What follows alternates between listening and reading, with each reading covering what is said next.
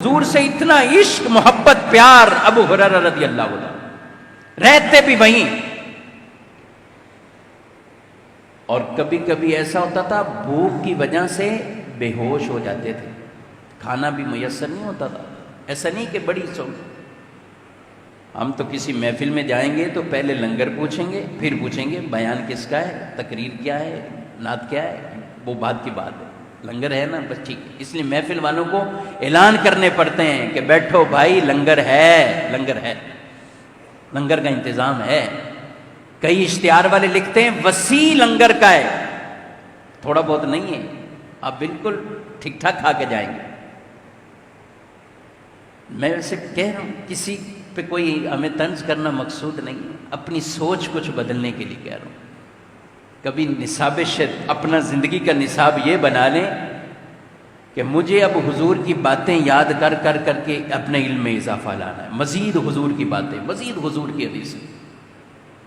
یہی رجحان ہمارے ہاں، جب محفل بھی ہوگی تو 5-6 گھنٹے کی محفل ہے، 10 نعت خواں ہوں گے، ایک بیان ہے۔ وہ بھی کہیں گے حضرت صاحب اب تو بڑا ہی ٹائم ہو چکا ہے، آپ اگر 20-25 منٹ میں ہی نپٹا دیں تو اچھا ہے، اب ٹائم زیادہ ہو چکا ہے۔ جب لوگ بالکل سونے کے قریب پہنچ جائیں، تھک جائیں بیٹھ بیٹھ، اب ہوگا بیان سن لو بھائی، اب بیان ہوگا۔ کیا بیان کریں گے حضرت صاحب، کیا ان کو سمجھائیں اس پر، جب سب کے جو ہے وہ۔ تو اس لیے یہ مزاج ہمارے بن گئے میرے بھائیوں، ہماری طبیعتوں میں یہ چیزیں آ گئی۔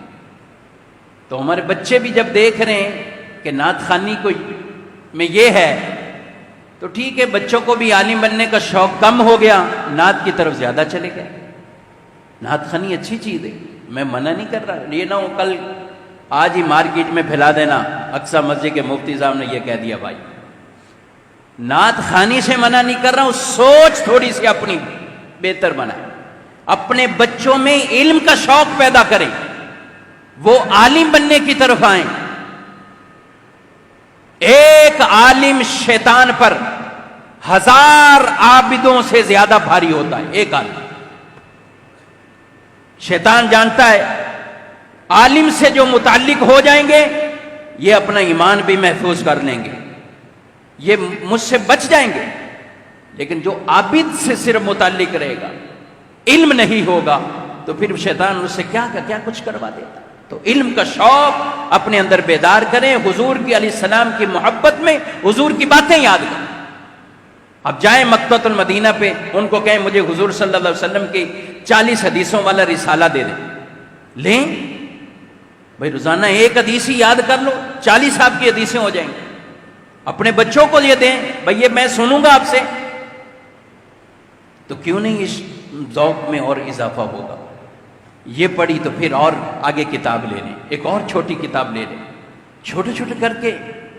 اب دیکھیں بچوں کے سینے کھل جائیں گے، ان کے اندر حضور علیہ الصلوۃ والسلام کی، ان کو نعتیں بھی یاد کرائیں، ساتھ حضور کی باتیں بھی یاد کرائیں، حضور کی حدیثیں یاد کرائیں۔